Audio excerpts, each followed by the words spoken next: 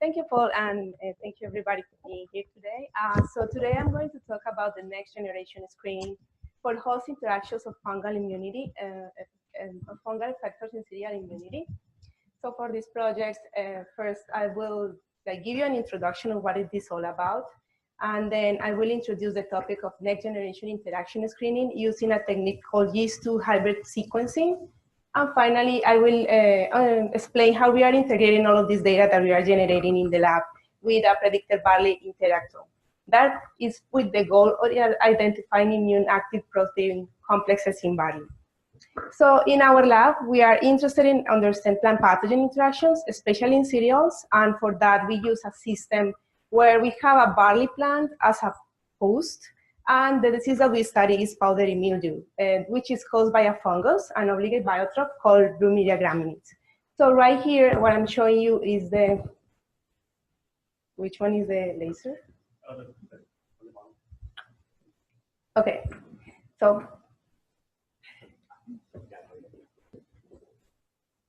Okay. Oh. Yeah, sorry about that. So when I spore from the fungus lands on an epidermal cell in the plant, around 16 hours after infection, you start to see that this structure starts to develop that is called apresorium, and that has a function of penetrating the epidermal cell. And around 32 hours after infection, this structure, a specialized structure, develops, which is called austorium. This austorium is very important for the pathogen because it has two main functions. The first of them is to feed itself. So it takes nutrients out of the host plant to the pathogen. And the second one is to release a series of effectors that are proteins that are able to regulate the immune system in barley. So we are very interested in understanding how these effectors work, what are the molecular mechanisms behind it. So for doing that, in our lab, we have a series of barley plants. The first of them is wild type that is resistant to the disease because it contains a resistant gene called MLA6. This gene confers resistance to this plant when it is infected with a strain from the pathogen that contains this effector, IBR6. And from there, we have developed a series of fast neutron mutants that have different characteristics. One of them is resistant to the disease, and 3 of them are susceptible due to different mutations in different genes. We also have developed a design where we go in a time course experiment, infection experiment, from 0 hours after infections up to 48 hours after infection that contains or spans important moments in the infection process that contain, for example, the penetration or the austorial development. So in the lab, we are taking a series of data, omics data, to understand in a holistic way how this interaction happens, going from the transcription factor activation regulation through 6 regulatory elements. Then for that, we have a big data set of RNA-seq data. We also have a data set from small RNAs that are known for being interacting or inhibiting the expression of different genes. And from the protein side of things, right now we are working in a project that tries to measure the protein-protein interaction between different effectors and the proteins in barley that are involved in the infection process. So that is the thing that I'm going to talk about today. But before we dig more into this method, we needed first to prioritize a list of effectors that we could use for screening for the protein-protein interactions.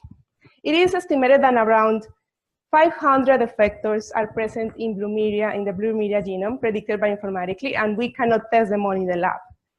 So we use our RNA-seq data set to try to make a list of candidates. And we use different types of criteria to prioritize them.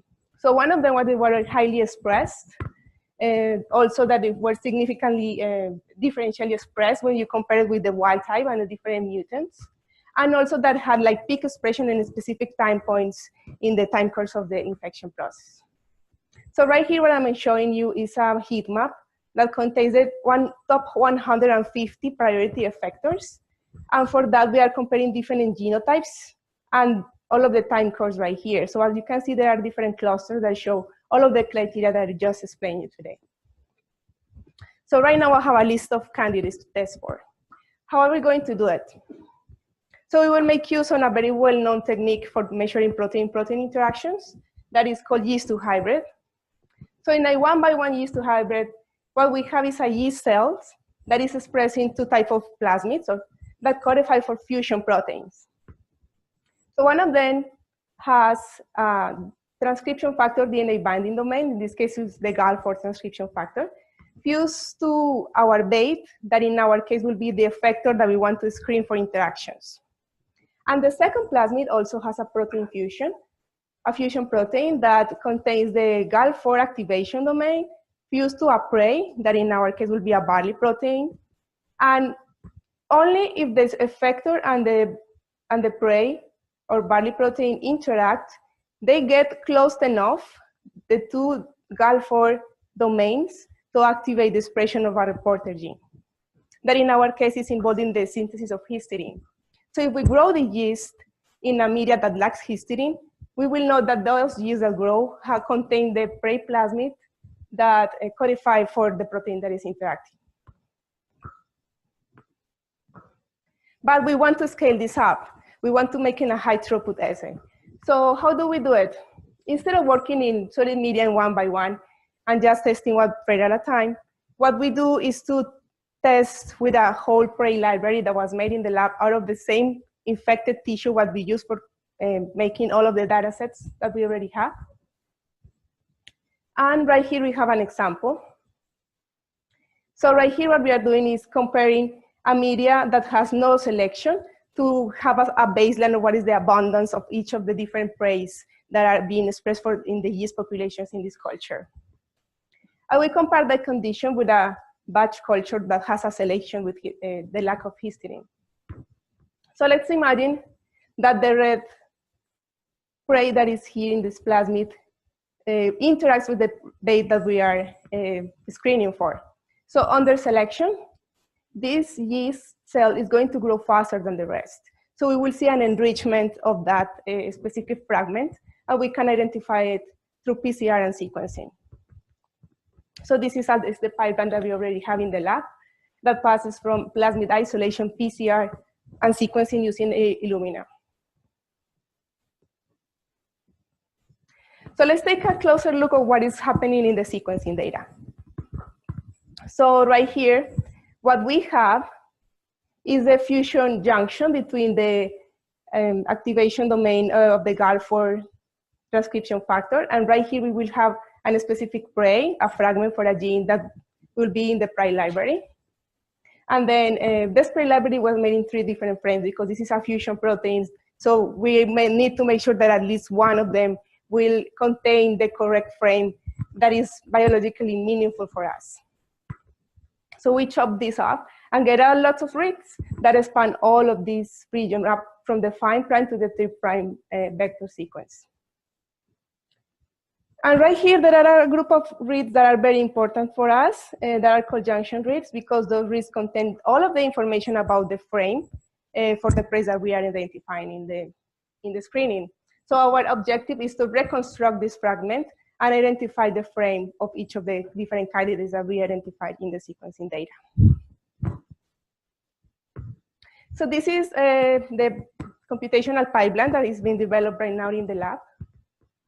The most important part of this pipeline is that we want to identify every one of the transcripts or the fragments that are being amplified with sequencing, and also the junction reads. So when those junction reads, we are going to identify or to get the frame for each of the transcripts. This pipeline has several outputs. So one of them is a coverage graph, as you can see here, that it will tell us for every one of the candidates the different number of reads that were mapped to it, and we have a color code for, in green we have coding sequence, then in blue we have UTR, and in the bottom we have the information about the frame. So in yellow we have the in-frame reads for the coding sequence, and in red we have the in-frame reads for the UTR sequence. So this is a very useful visual aid that we can use them for the next secondary validation of the candidates. After that, we also have 2 other files. One of them is counting data that we use for do differential expression analysis using DSIG2. And an in-frame data that is just like a proportion of junction rates that are in frame for each of the different praise. So with the counting data, we are doing DSIG analysis. And we have developed a series of scores that are helping us to rank each of the candidates. So the first of those scores is what we call an enrichment score. So what we do is take all of the p-values and log to fold change for every one of the genes and try to rank them to make a list of the more suitable interactors for each of the baits that we are screening. And right here in the graph, I just wanted to show you how the data looks. So right here we have the log to fold change reported by DSIG. And right here what we have is the p-value. And the color is just the concentration of data points that we have. So this group right here would be like super excellent candidates for us because it's both like super enriched in the selected conditions and then also has a really low p-value. But we also have a very challenge right here in this group because it's a group of genes that looks decent from the fold change perspective, also have a very low p-value, but it's highly concentrated here. So you don't have enough resolution to differentiate between them. So the idea is to try to gain more like statistical approaches that allow us to understand or to discard the false positives in this data set. The second score is a specificity score. So right here, I'm just showing you the results for one of the genes that was identified. So all of these ones are different effectors and baits. So here we have different MLA6 fragments and effectors. And this is the expression for just one of the genes.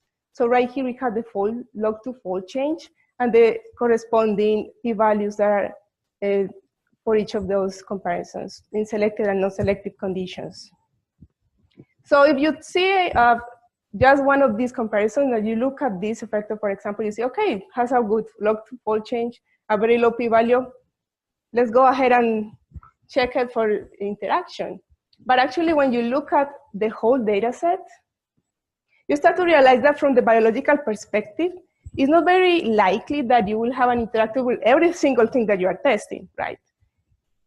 But then when you look at the top effector, the difference in the fold change is pretty big. So this is a clue like, okay, maybe something else is going on here. And when we actually went and did the different validation experiments, we realized that the only interactor was with this effector. So maybe there is an artifact from the sequencing data that is showing us that. So the specificity score is meant to try to pick up those cases and differentiate between them. And finally, what we have is an in-frame score. That score takes the information that we get from the junction rates and tell us if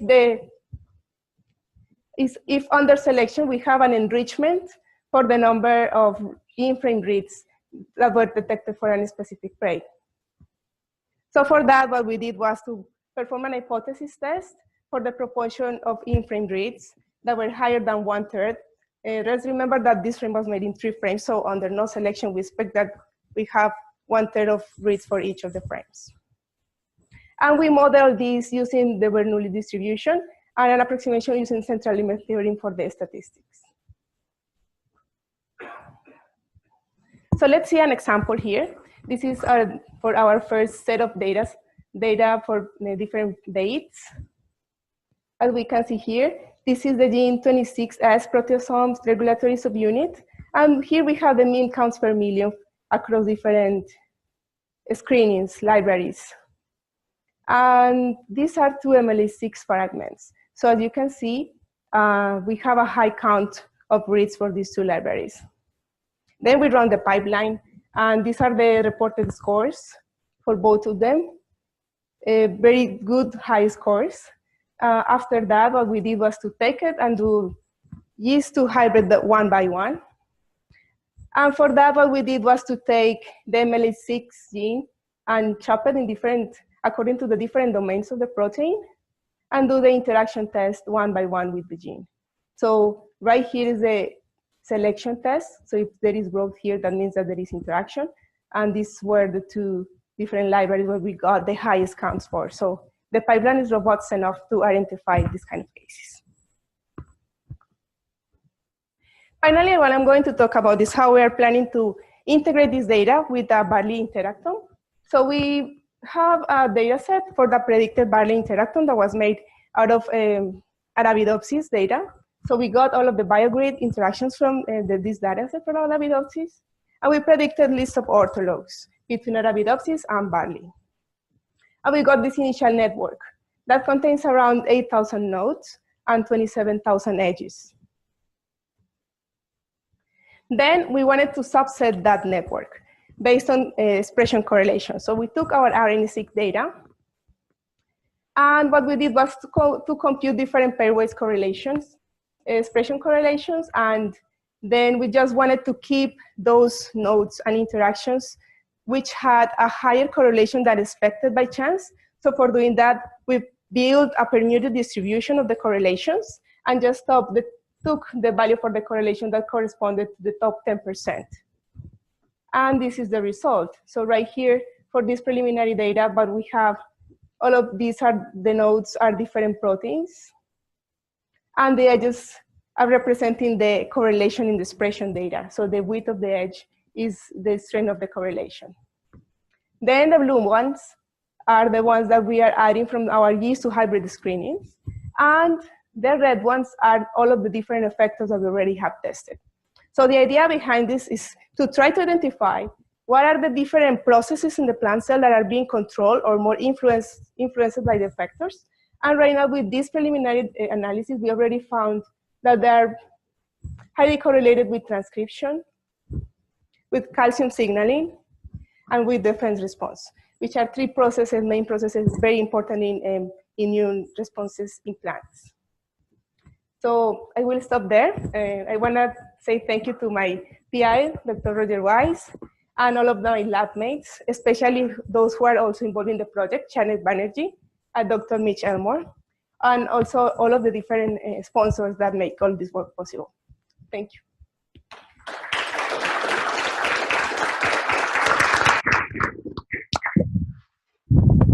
Awesome. Do we have any questions? So do you prioritize things where you can map the junction then? I mean, do you first do that and then throw out everything that has something that's out of frame and then proceed from there, or what?